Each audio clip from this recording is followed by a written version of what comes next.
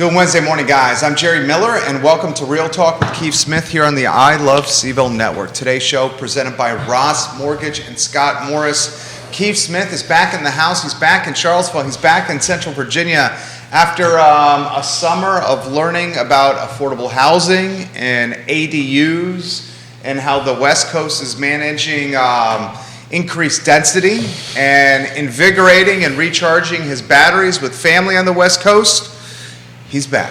We're excited. If there's such a thing, and hanging out with a Division I athlete who's 5 months pregnant that runs a 10K that does a cartwheel over the finish line. So there you go, your daughter. And takes us on a 6 mile, 6,000 foot elevation hike. You go, it's just a simple walk. You went to a baseball game with her? Went to baseball, yeah. We enjoyed a couple of states. Good to have you back, my friend. Same here. I'm perspiring a little bit, so I'm going. You perspiring? Heck, get out of town. No way, Jose. I just came from Seattle, so. We got Scott Morris in the house too, looking sharp. Good morning. Good morning. How are you, my friend? I'm doing great, man. Doing really good. Busy, just all the same things, just solving people problems. Did I miss the beard memo? No. Scott and I have chosen that November is going to start in August. Yeah. In fact, we've done it for most of the year, I would say. It's August. I thought if I started the beard, I'd bring the temperature down, and it worked. See, we're in the 80s now. It's been a pleasant summer, a rainy summer. Great. Yeah, not only does Scott Morris make mortgage dreams happen, but he makes the beard look damn good. Yeah.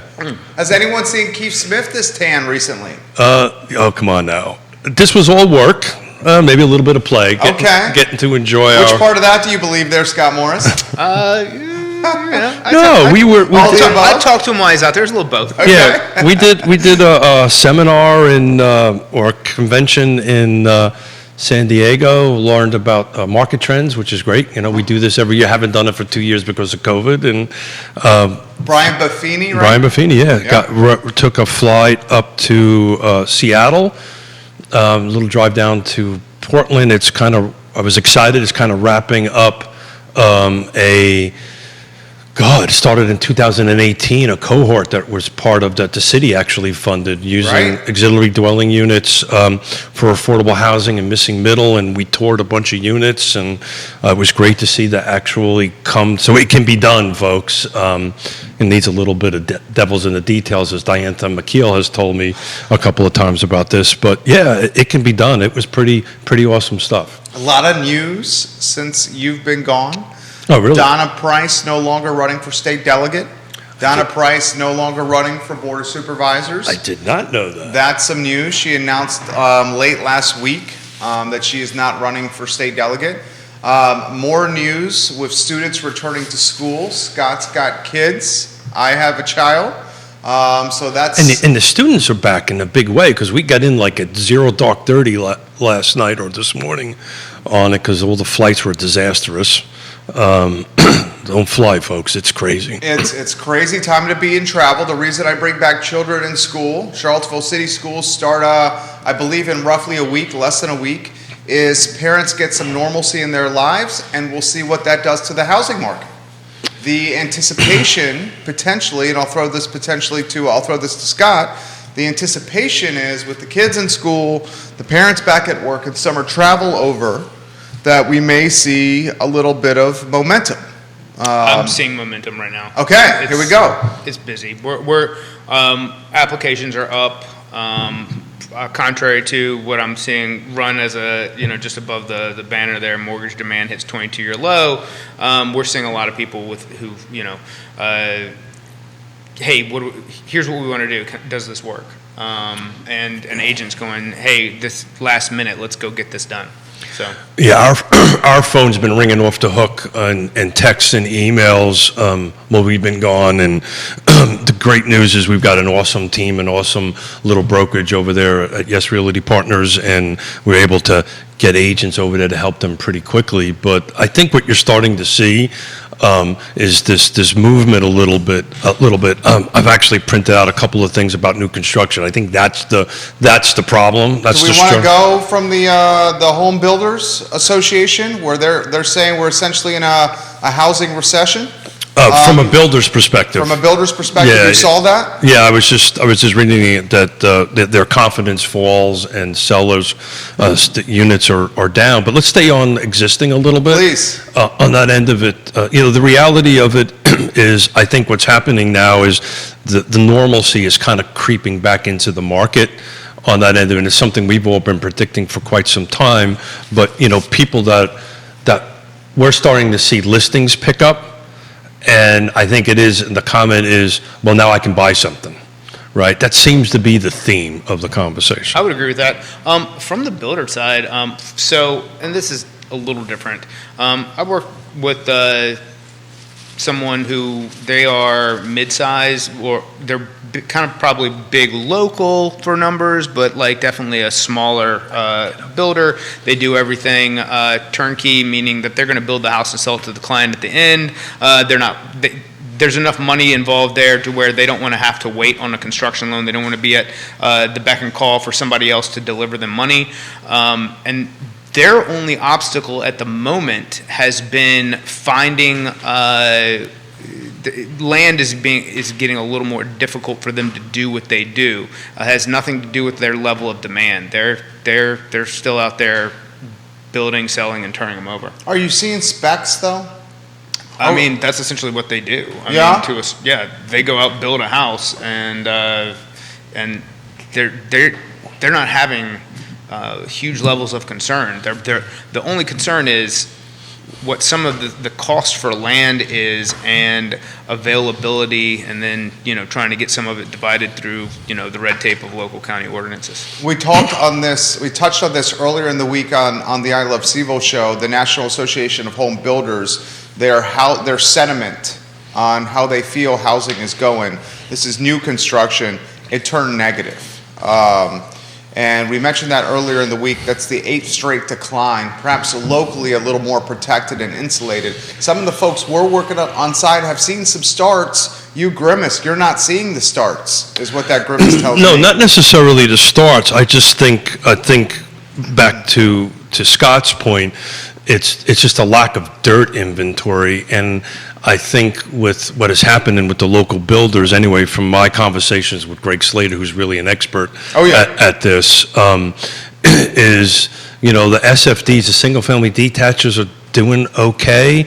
It's the townhomes, because of the interest rates climbing up, have really kicked that buyer out of it. So they're trying to adjust the product type. I know, because we've got a couple projects I'm helping some folks with, where there's going to be townhomes in the 250, 350 range, which is something more affordable, right?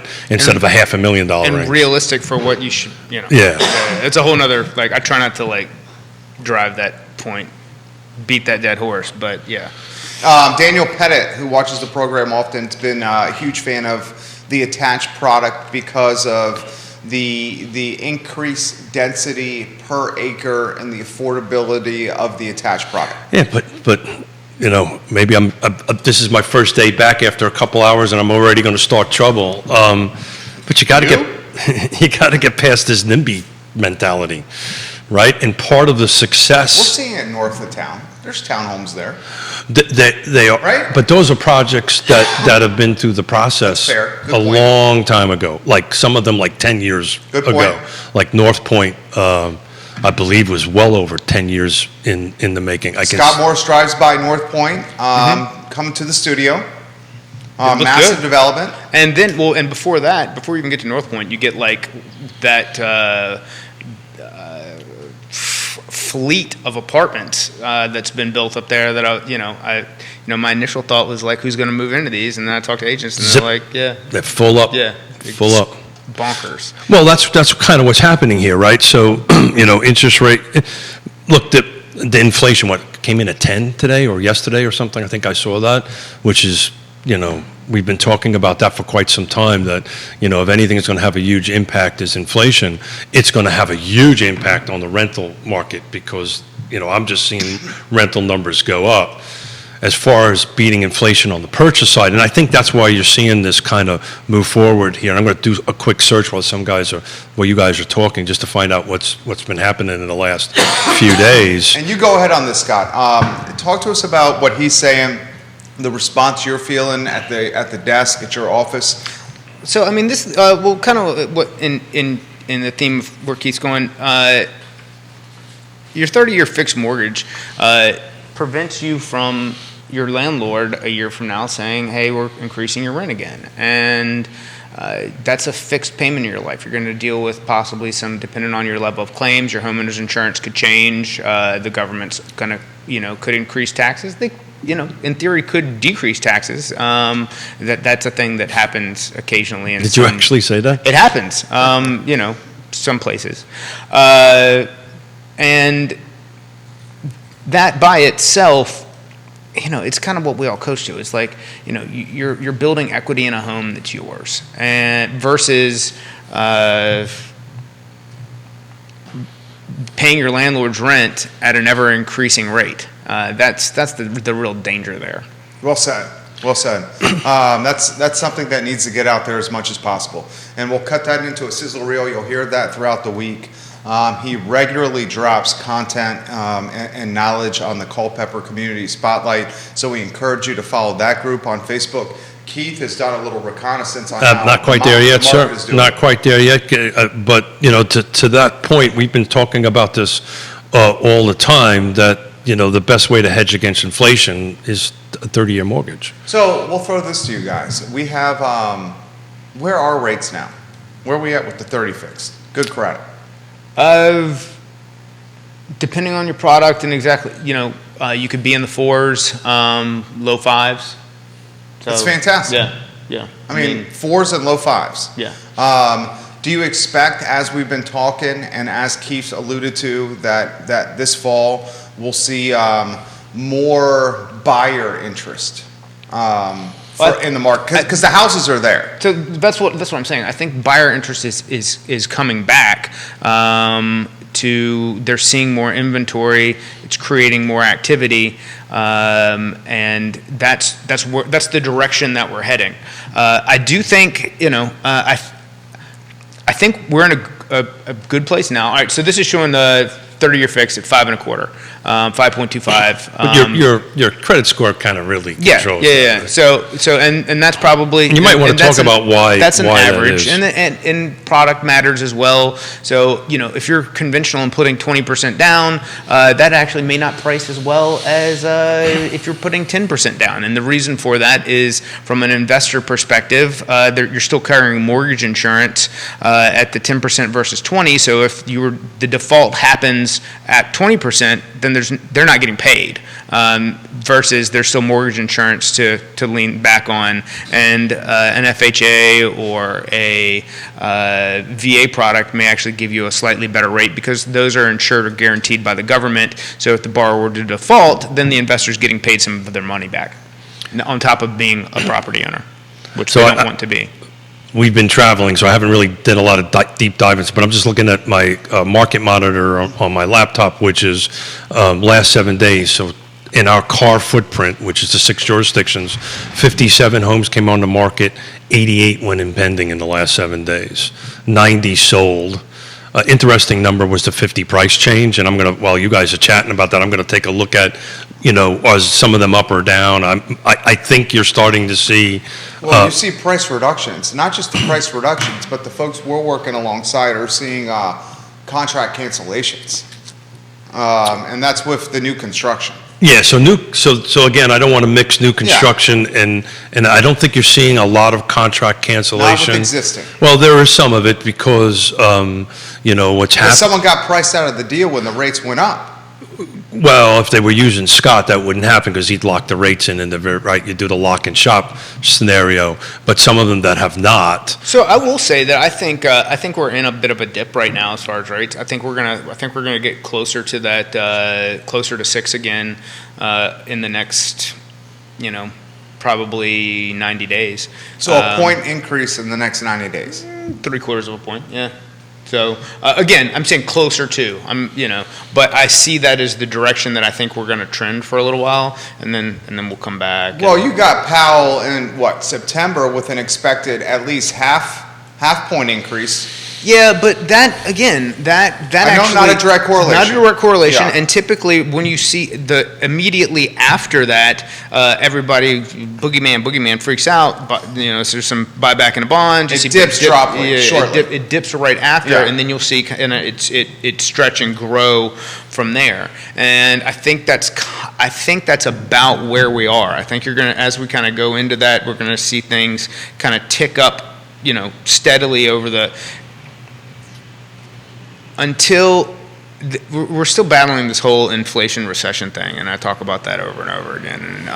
But those are the two things that are the push-pull that drives activity in the bond market. And if inflation is the bad news, then sell-off in the bond market, worse for mortgage rates, recession's the trending word, buy back into the bond market, good for mortgage rates. But I think that over the next 90 days, we're going to see a steady kind of march upwards in rates. And, again, a lot of back and forth. There'll be good days and bad days. But I think that's what we look forward to for the next 3 months. Neil Williamson says hello. Hey, Neil, hello. And hey, shout out to Neil. Please support Neil. Yonna and I support. We're going to throw a little extra money his way. He needs it. He does wonderful things with Free Enterprise Forum. Free Enterprise Forum. Please do that. Maybe somebody can drop in the link. Maybe Neil can drop it in there for those who are watching it. Please support him. Please support him. My fellow real estate agents out there, please support him. Without Neil, we wouldn't be getting the information that we get. Well said. Well said, Keith. Jump in here. So while you guys were chatting, I just did a quick look at Lake Monticello. Anybody want to take a guess? How many actives? How many actives? 25. Guess again. Actives. Guess Lower. It's lower than 25. All right, then I'll say, well, you tipped me off there. Then I'll go 15. You're closer. What's the number? 12.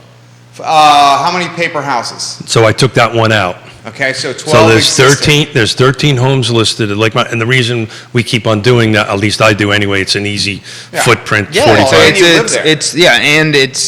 it's 4,000 homes. 4,300. It's a great indicator of kind The of market. where we are. The market. Lake Monticello's a great indicator. I love that neighborhood. Throw this to you. How many below 250? Okay. I'll help here. I see one on Jefferson Drive, 245. That's it.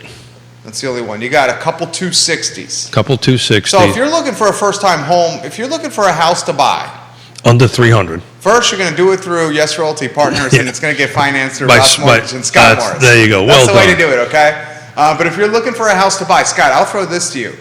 People talking about Central Virginia, you can't buy a first-time home, okay? You got Pinehurst Road, 289K, Wisteria Way, 299, 586 Jefferson, 245, 13 Riverside, 260.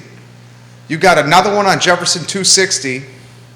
You got one on Briarwood, 296, Scott. Did you notice that 260 was at 40 days on I market? mean, we have buku in the 200s. So 36 are pending. So what I did is I did a quick look, see what's going on so far this quarter, which is a Good month. use of the word look-ski. Look, see? Yeah, I like that. Look, see. I like that. Okay, it's the coffee. It's I like working. it. It's the coughing and 2 hours of sleep. And a little jet lag kicked in. So I just did a look-see from the 1st of July to today.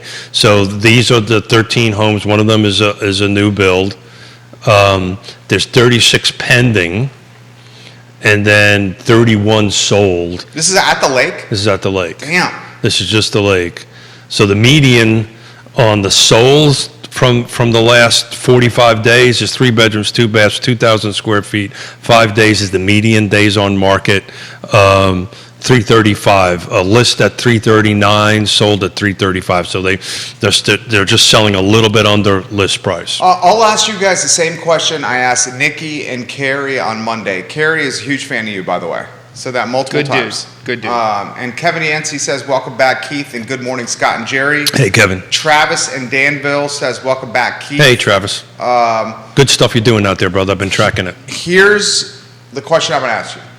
The first-time home buyer, is it more affordable, or is it easier for the first-time home buyer to buy a house now or was it easier during the pandemic when rates were at generational historical lows? That's a So great it depends question. on where we start.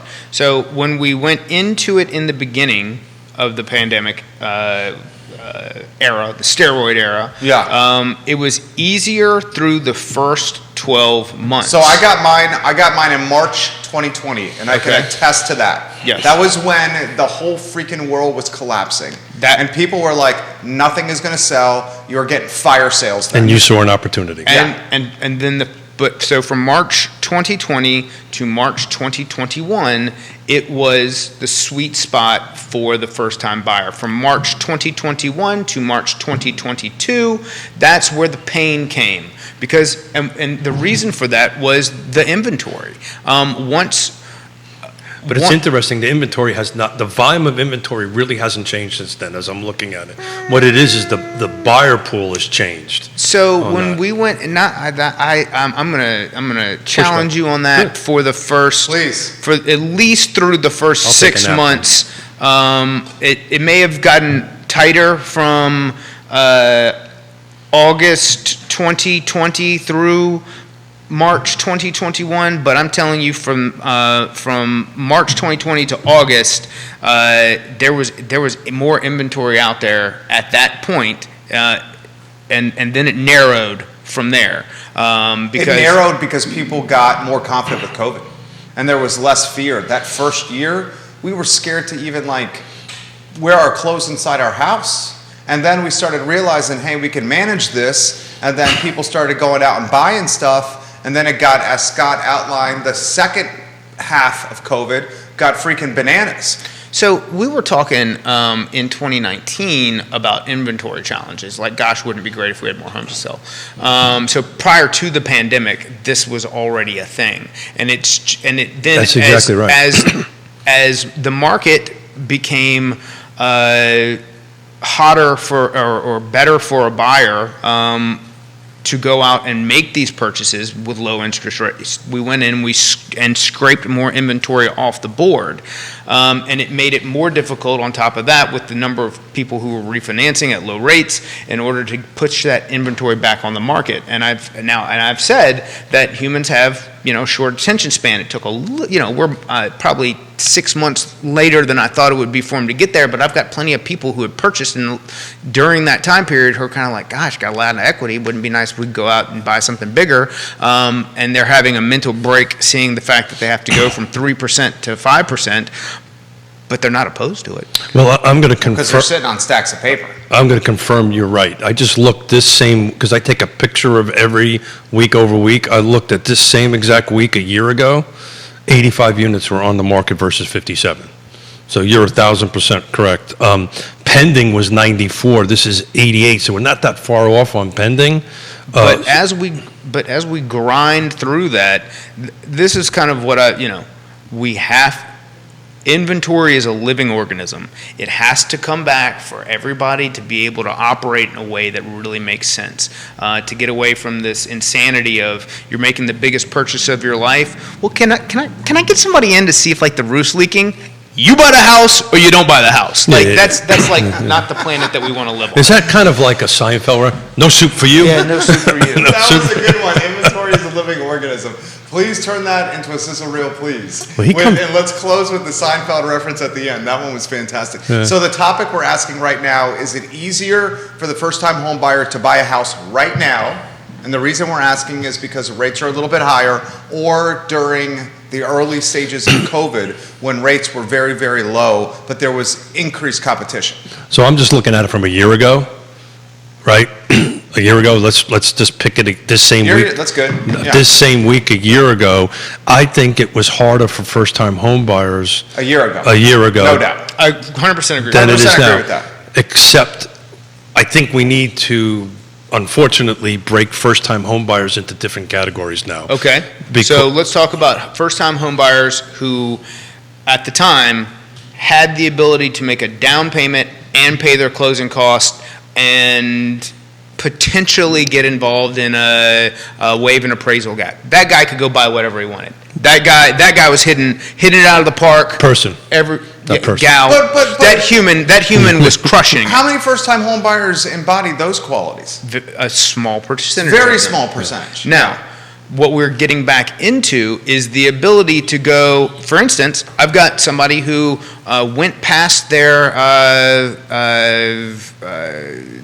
date on the home inspection to like make any kind of request or whatnot, but they had some feelings. Them and the agent had some feelings together because they, I don't know how well they communicated on, what that timeline was, but the bottom line was they were like looking for an out. They expressed that, the agent expressed that to the other agent, hey, look, they're unhappy, they're looking for an out, and they said, and the listing agent said, well, we don't want to take this off and go back on the market. What they want $3,000. Here's your $3,000, and everybody's happy. And we're seeing more of that. Whereas a year ago, they would have said, "Cool, we'll take it off and list it for $20,000 more than what it was." Well, so we've been talking Scott, about. you're bringing it right now. I like it. We've been talking, and I apologize to everybody. I have not had time to charge my hearing aids, so I'm watching lips here with folks talking.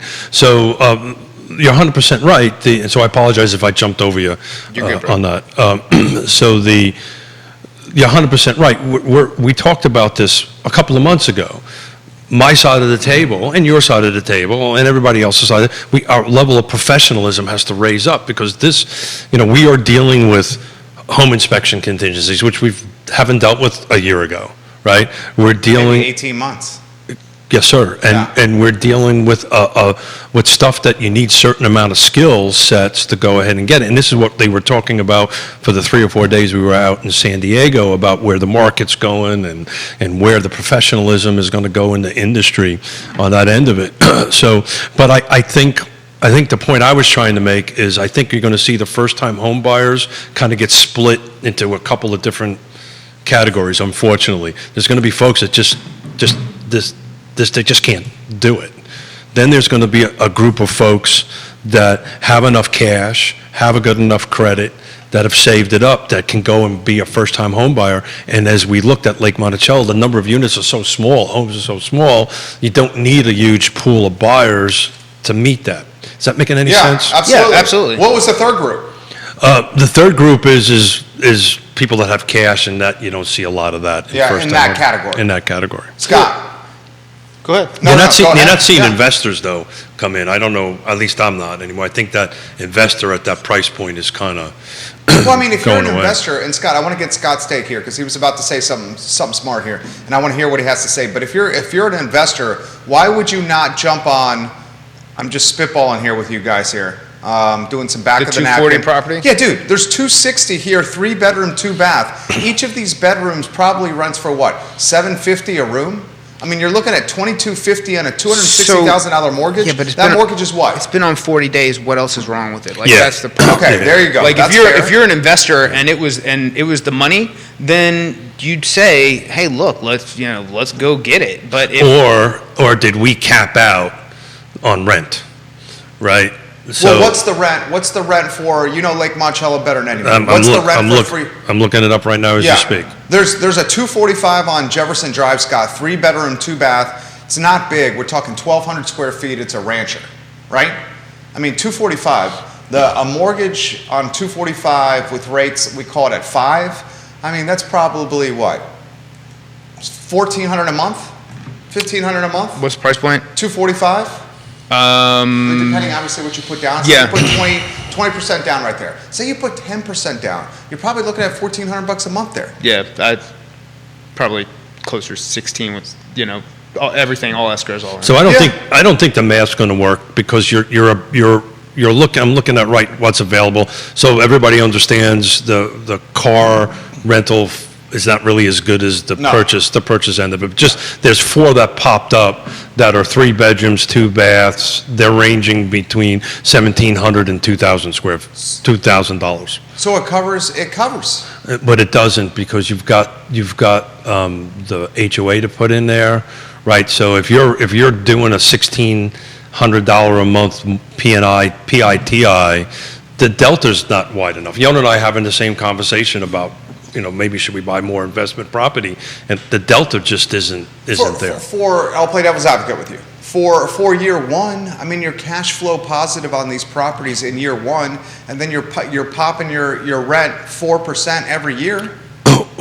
Okay, or Lake Monticello Homeowners Association decides to do a special assessment. That could happen, and, sure. Yeah, I think, from our perspective, unless you put a lot of cash down, I don't think there's enough delta there for that. I may be wrong. What's on the brain over there, Scott? Anywhere you want to go? So I was kind of thinking, it looked like the 240, 40 days on market property. Like, that's. You think it's scarlet lettered because it has 40 days of DOM? I don't think it's scarlet lettered. I think it's scarlet. I mean, I think there's something wrong with it. Yeah, that's what he thinks. 40 days of DOM in this market is at what the heck's going on at that price point. Because everybody who can so qualify it's 260, for it, not 240. Okay, at 260. At 260, everybody who can qualify for it is reaching out to their agent or the lender going, yo, what, I want to buy this. And everybody's going, well, I'm sure you want to buy this, but. So, that's the question. Or let's play devil's advocate for the sake of a talk show. Because there's a handful of ones that are under 300 at the lake right now. And anything under 300. Oh, okay. I just read the listing. There's some other issue back in the back of it. Conventional loans and cash are the likely only routes to this property. Okay, but there's others that are in that price range. I like the conventional loans only. Yeah. Until an appraiser goes out there and says, hey, this, and this have to actually be fixed for the property to be livable for whatever safety issues. And then it's like, well, this is a conventional appraisal. I didn't think we'd have to deal with that. And it's like, well, yeah, that just tells me there's something wrong else, with the property. Which is echoing what you said earlier. Yeah, exactly. So it's 5 things, right?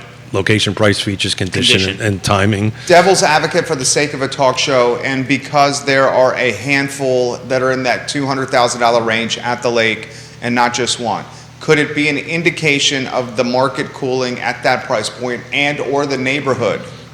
I don't think so. As I'm looking at the back end of that particular thing, there's something else going on, the on that end of it. There's other, I think that there's another issue there that nobody knows about at this table at the moment. Anything you want to throw in there before we get off It's this not one? indicative of the market overall. Yeah, Okay. I would cheers to that, and agreed. So we have opportunity, guys, besides that property at Lake Monticello, a place where folks have had success in the past. Neil Williamson has shared the link for the donation site. Please donate. As you asked. Bill McKenzie, welcome to the program. A number of folks saying, welcome back, Keith. Thank to you. the show. Thank you. I'm excited Johnny to be back. Ornalis says, I'm with Keith, not enough delta. I have looked at properties in the same deal. Yeah. You've looked at this house, Johnny?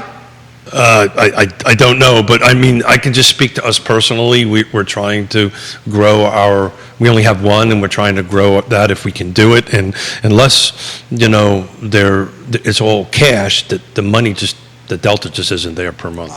Travis has got something for the panel, and he's watching in Danville. Travis, we like when you watch the show. Keith, the housing crisis is affecting every community across the U.S. What is your advice to communities where the cost to build exceeds the valuation of homes in the area where most of the buildable lots land are located? It's a great question. Well, first of all, he's right. I just spent 2 weeks, or almost a little over 2 weeks, on the West Coast, looking between Portland, Seattle, and San Diego, looking at that, and everybody that we spoke to with the team of folks there on this national cohort that I'm part of is exactly the same. It's every town, every city. And I apologize, my hearing aids did not pick up the second part of the question. He says, what is your advice to communities where the cost to build exceeds the valuation of homes in the area where most of the buildable lots land are located? So, in the development world, density is key, right? That's 101. So part of what we've been talking about here locally, and they've implemented out in the western states, is implementing this missing middle scenario. I actually posted a quick little video where it was in Seattle. They were taking single-family detached homes that were built in the 30s and the 40s and building 4 4 units on there, so that's how they were able to, more units you can put per square lot or foot or whatever you want to call it.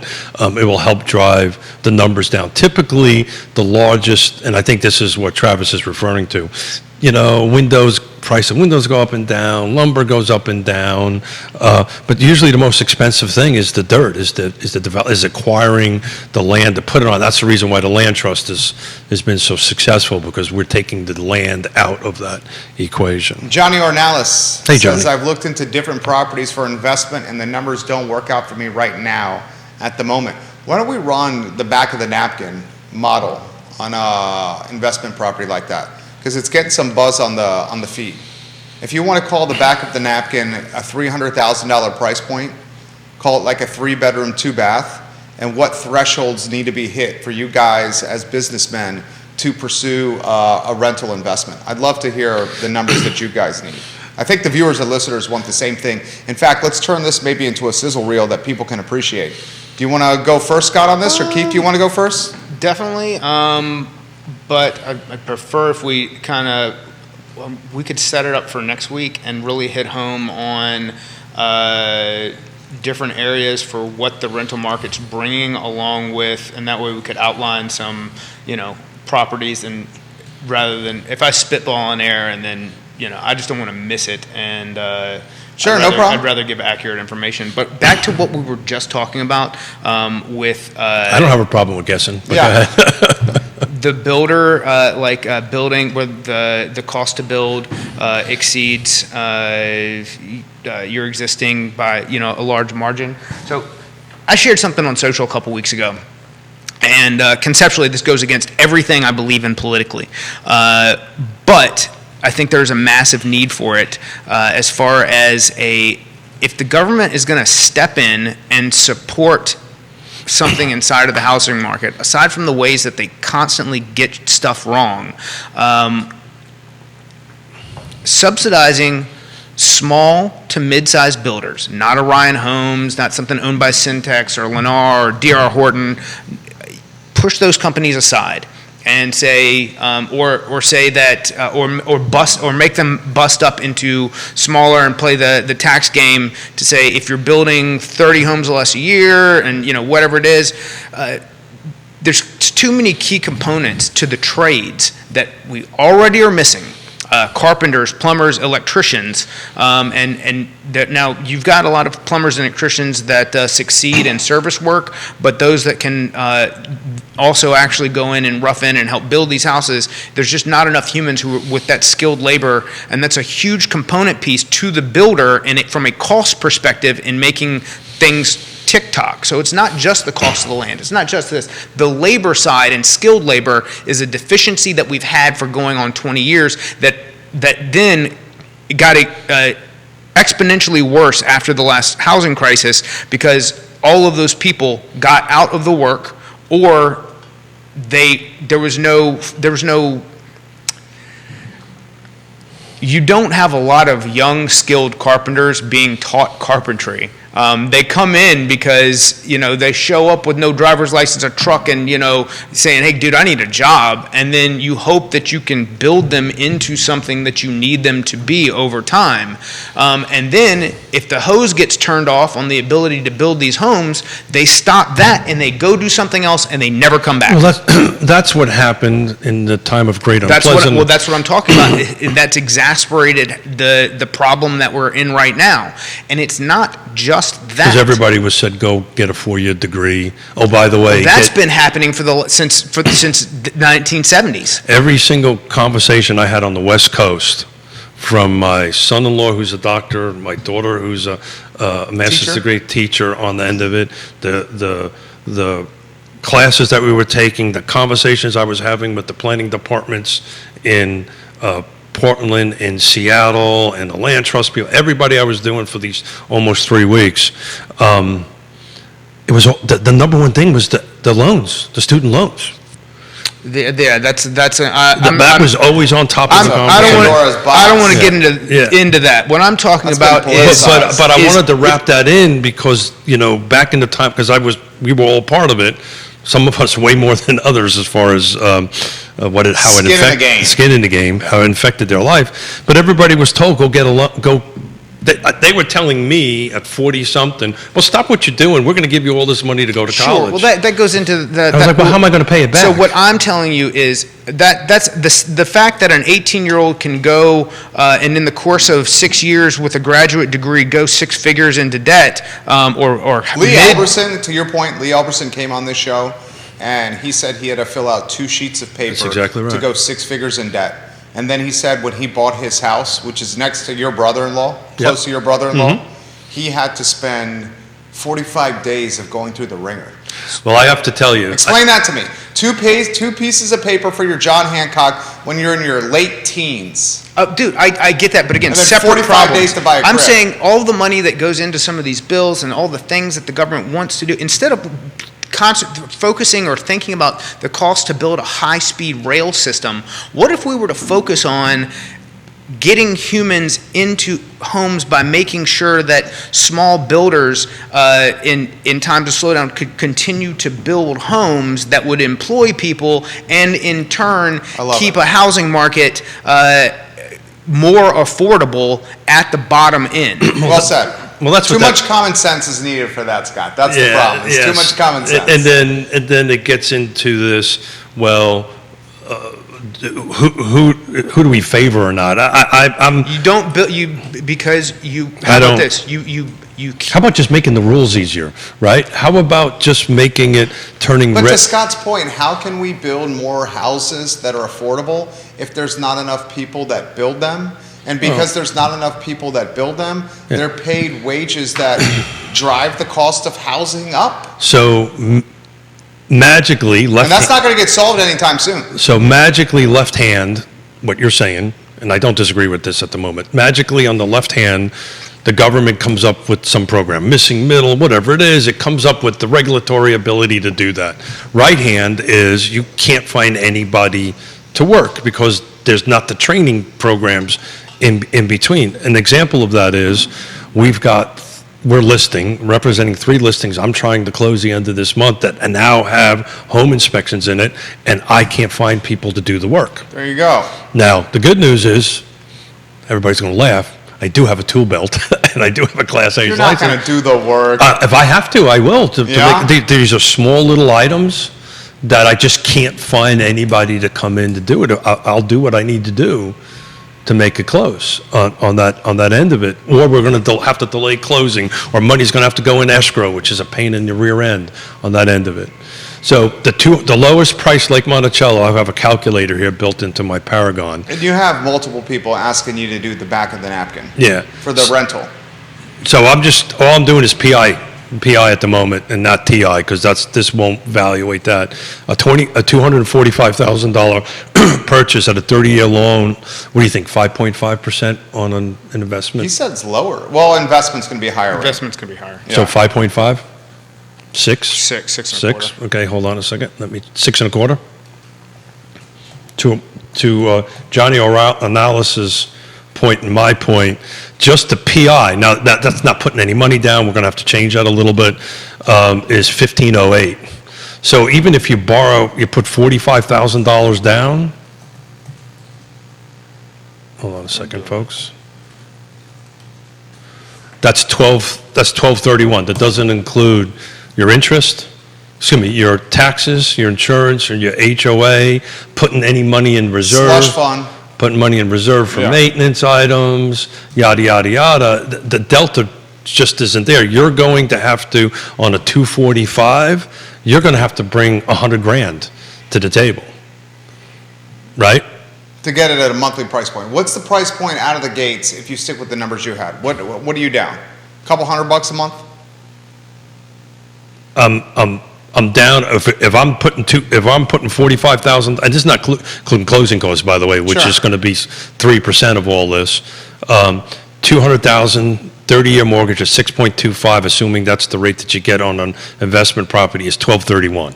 What price point are we talking about? 200K, but that's just P&I. I was using 300K. I'm coming up with 2178, and that's counting using the lake with a $90 a month HOA, 10% down, And what was the number? 20, let's say $2,200. Yeah, and if it's a 3-bedroom, 2-bath. And you said the market for that is 1750 to 2000. Again, Paragon is not good at the rental end of it, but I've done enough research Well, I on. mean, so we know the rental market. I mean, you're looking at probably 750 a bedroom there. I mean, it's called 650 a bedroom over there. You have a little bit of drive. Even if you're at break even, you just took how much? 10%, $30,000, and in it. Now, if that's where you want to be and you're in it for long haul, It depends on where you're at in your life. that's exactly right. That's exactly He's right. basically saying, can you get better ROI with that money than freezing it in a house? And it's Well, gonna and take I some believe time in to get property that money ownership, back. right? Me too. I believe in it. So but, does he. But I just think the whole reason we got into this conversation is I think the investor component is not as strong as it was back a year ago. So not only, that's the reason Well, why. yeah, rates go up. That's the reason why I think certain first-time home buyers are in a better position right now. We're seeing it on the representation of buyers and listers. We're not seeing a lot of investors coming in with a pot full of cash or great 3% investment loans that they only have to put 10% down. It's just the math just isn't working right now, which is good because that frees up homes for anything that can increase. Hey, and I'm sorry, I did that 10%. We're talking investment should have been 20. So 19, let's say 1950, $1,900. With $60,000 Yeah, yeah. plus another 3%. another 10 grand, Yeah. right? In closing. In closing, so you're at $70,000 cash out of your pocket.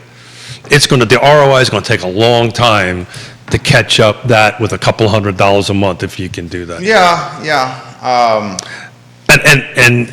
And again, I think investment property owning know you do. is a great thing. I know you do. But, that's where Yonna and I are at. We're just going to have to build up more cash reserves and go ahead. Johnny says he loves he's looked into different properties for investment and numbers don't work for him right now. So he's actively looking right now, J.O. And the thing is, Johnny, you're not going to see prices drop, right? You're not going to see. You've seen price reductions. No, so. Whoa. Yeah, All right. I'll let you let's answer that. Time out. We're seeing price reductions. Quite a because, few of them. And the reason that we're seeing them is because you're seeing Sellers with wrong expectations. bingo. Yeah. But sellers who miss the crazy market. and So stuff I want to like look that. at what's sold. But those Yeah. reductions, this isn't like it's not like, oh wow, here come the deals. It's okay, we're not getting 10% more than what we were last year. We're getting 3% more than we were last year, or in the last 6 months. Last year, we were talking about the market moving so fast that appraisers couldn't keep up, and like where do we go from here, and all these things. That's not the conversation we're having. Now we're going, why can't I get, if they got 650 last year, why can't I get 725? Yeah. It's like, Because it's because not that's last not year. the planet that we live. It's just not. Not That's Not not even the way last things- year, like 3 months ago. Right. 4 months ago. Quinn Beckham made this point, did a good job of making this point, QB. You have Jamie Turner watching the program right now, the mayor of Gordonsville, repping the PEP. He says he loves Southern Virginia for investment property. Jamie Turner, you should Yeah. connect with Travis Hackworth. In fact, I will connect you guys. Oh, Travis beat me to it. He says, come on down to Danville. Great opportunities right now. These two dudes are connecting. Jamie Turner will invest, Travis Hackworth. So I just did some quick sales numbers, right? What have sold so far this third quarter. Closed Lake Monticello, right? Forget about the number of units. I'm just looking at dollars. The median close price this last 45 days is $335. Same 45 days last year was $291. Exactly. This is not a reduction. This is just a decrease in the acceleration or the appreciation of price. Which you guys have been consistent on. You've been consistent on. And I talked to remodelers who watch this program, and they even said, look, if we're going to remodel your house, it's going to be exponentially more costly to do so now than it was 2 years ago. So a lot of these home values are going to persevere because of this. And you look at new construction, Scott, a home half the size is selling for exponentially more. So to your point, the existing values will persevere and preserve, and they're not going to erode. Inflation also helps fortify those price points. Because if you're going to build something, it just ain't cheap these days. Well, not just, from the multiple points on that. One, even as you see commodities come down, so your lumber, your metals, your all of those things, but we're seeing a steady increase in wages. So true wage inflation is part of what allows inflation to be sticky, meaning the more that if you're paying your $15 an hour employee is now making $22 an hour, and fuel prices and all the other things that have come along with that from a demand perspective go up, and we've got landlords that have increasing rents for various reasons, for that cost starts to stick, meaning that inflation doesn't come back down, but it does plateau. So that's it just becomes the new price. It becomes the new price. So when we look at these metrics of as inflation comes down, well, part of what we're going to see is that doesn't mean the cost of goods are coming down. That means the cost of goods are going to stop going up. Or just not. Yeah, go ahead. But the wage inflation that's come along with that is what has allowed that price point to stick. There you go, Scott Morris, well said. Jamie Turner, Danville, Farmville, he wants markets closer to Central Virginia or Northern Virginia. Don't pencil unless you're doing Airbnb or travel nurses. So he likes Southwestern Virginia, Jamie Turner over here. Lake Monticello. So some of the travel nurse companies, specifically that one of the things they do is they'll go into your investment property rental and say, hey, look, we'll pay you the rent, have decided that the Charlottesville market is too expensive, and they're starting to move over to Stanton to where if you've got investment properties over there, they'll say, hey, look, we'll pay you your $1,500 a month. You never have to worry about the tenant making the if they're not going to be the ones paying you, we're the ones paying you. We just want to fill it to get these people someplace to live as they help fill the need for the hospitals. Yep, that's definitely happening right now. Keith Smith. First quarter, Lake Monticello, median sales price was $313. Okay. So far, the half of this quarter, median sales price is $335. What's second quarter? Excuse me? What was Q2?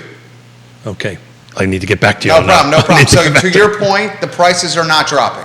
The prices are not you're dropping, saying. but let me go ahead and get second quarter. Yeah, second quarter to his point, the prices are not dropping. So it gets back to the question, is it easier or more affordable, different word, how about not just the first-time home buyer, in general? Is it more affordable to buy a home right now than it was a year ago? A year ago, you had a bonanza of buyers and low interest rates. Now, that bonanza of buyers has depleted or diminished, but rates are much higher. So how about now? So we've qualified that values are higher now than they were a year ago, but they're not moving up as quickly, which is good. So the easy answer is it was more affordable a year ago than it is today. Interest rates are higher, the price point is higher. Keith Smith? Second quarter, $315. 315? So there was a mild went jump. from 313 to 315. There's a mild jump first to second. Jamie Turner says, thank you, Scott. I'm going to look in Stanton now for that investment property. Hey. So you're, look at that, the source of the source, Scott Morris. Go ahead, Keith Smith. We're roughly 20K over second quarter. That's great. So the prices are not going down. They're just not going up as phonetically. Quickly. What's that word I want to hear? Phonetically? This gets back to your Phonetically? I don't think No, phonetically. no. your escalator, elevator analogies. That's right. You use that one often. It's very applicable right here, Keith. Yeah, so we're instead of doing a high-speed elevator, we're just doing an escalator, and us old folks are sitting to the right, which we just came through a bunch of airports, and the young people are zipping by us on the thing. But yeah, so it's just slowly moving up, and that's what everybody's always wanted. We've talked about this until we've all been blue in the face. Nobody wanted this huge growth. Nobody in the industry. The sellers benefited from it, for sure, but they didn't. They may have benefited it, but they couldn't buy anything. And The chart should always look like the Price is Right mountain climber thing, like a nice, steady, my guy's going up, not like this rocket to the moon. One of my favorite things of faking sick while in school and playing hooky was The Price is Right, followed by The Young and the Restless on CBS. Bob Just Barker a great was afternoon. bringing it. Bob Barker bringing it. Bob Barker and the beautiful babes. I learned that he's from Seattle 2 days ago. I did not know that. I will never forget Bob Barker and Happy Gilmore. Happy Going Gilmore. toe to toe when Adam Sandler gives him a punch to the face. No, Bob Barker drops Adam Sandler, right? Yeah. Barker drops Sandler. Yeah. After Sandler dropped one of the best lines ever, but that's not for this talk show. Remember that line? The price is wrong. Yeah, and we'll leave it at that, Scott Morris. I love Scott Morris. We have a lot in common. All right, Keith Smith, my friend. Talk to us about this question right here. This is a really good question, actually. This is what I love from the viewers and listeners. Grayson has this question for the panel. So, as the market has cooled a bit and the buyer has a little bit more leverage, will we see the return of the domino deal in today's market? That's a great question. That's a great question. We should outline what a domino deal is first. So the short answer is yes, because we're dealing with 3 or 4 of them right now. Yeah. So it's a great question. Right? Yeah. So what a domino? So back to The home contingency is back. Yeah. So back to Scott's comment a year ago, that you wouldn't even say those words, right?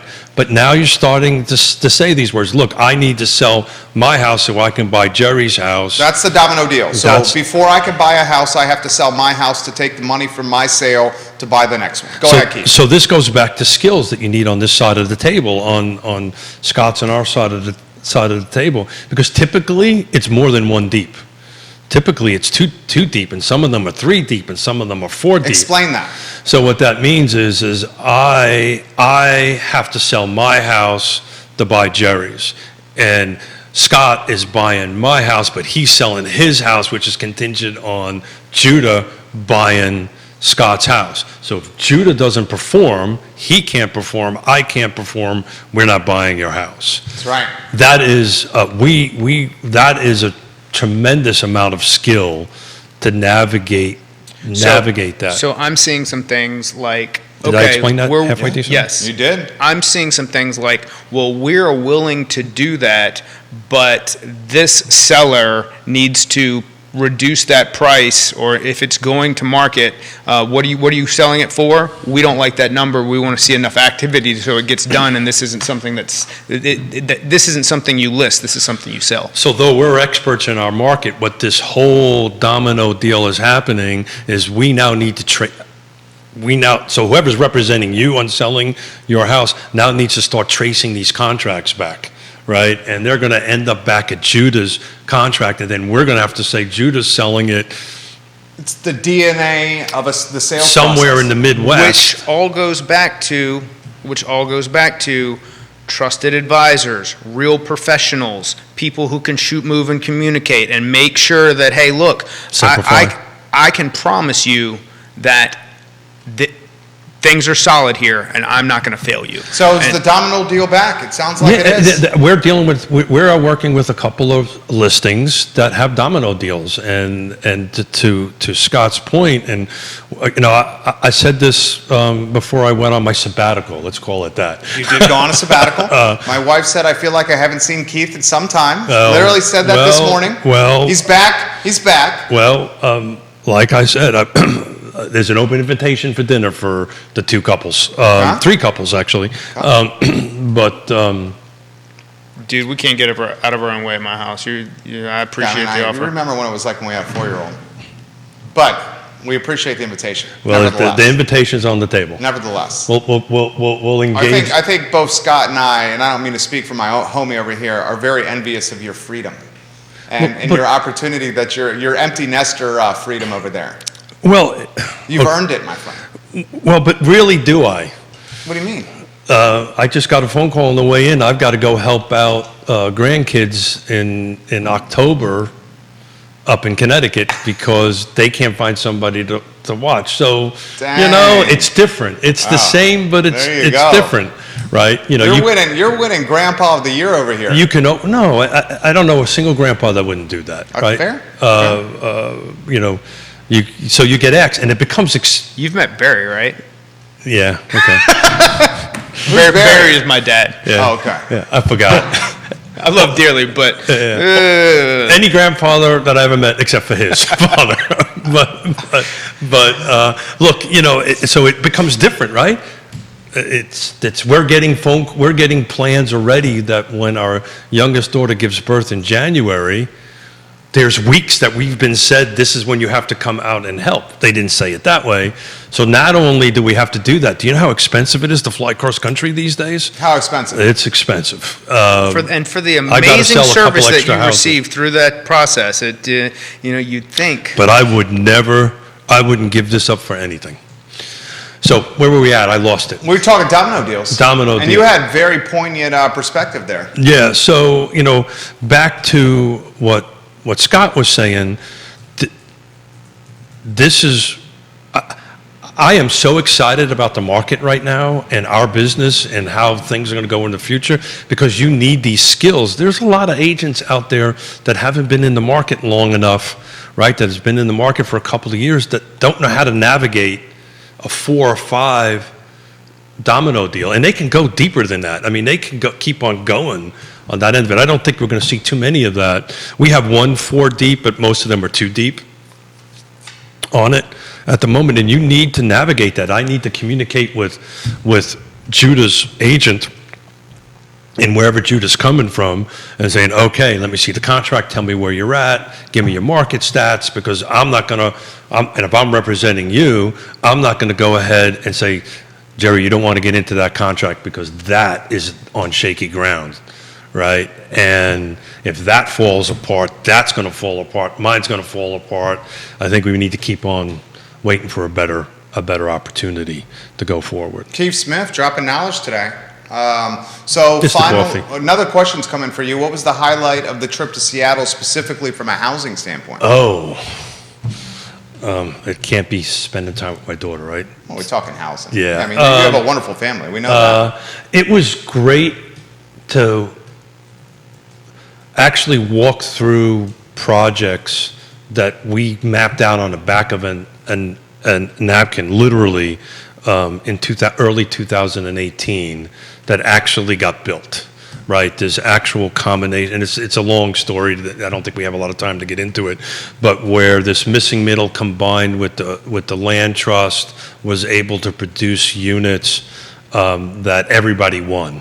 Right, the missing middle got built. There was market rate homes plus the affordable housing buyer, the housing affordability with the land trust model happened, and in these single-family detached lots where there were 4 or 6 units being built, there were anywhere between 1 to 2 to 3, depending on the property of affordable housing in the middle of a pretty hot market in the city of Seattle and Portland. So that was exciting. It actually works.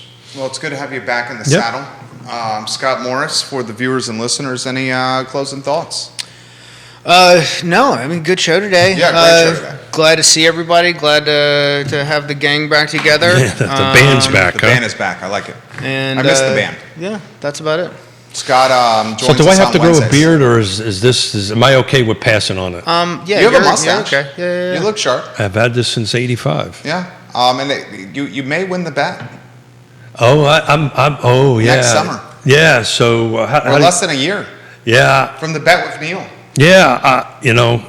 I've got to make a few phone calls this week to some folks over in the process, but it doesn't seem like they're moving as rapidly as they need to be moving. Yeah. Slow moving.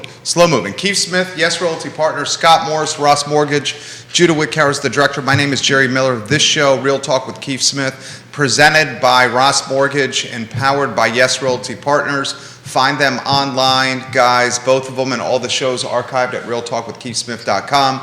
The I Love Seville show is up in 1 hour. Thank you kindly for joining us. We will see you guys very shortly. Take care. Well done, gentlemen. Yeah, had a great time. Yeah, I like the direction that went. When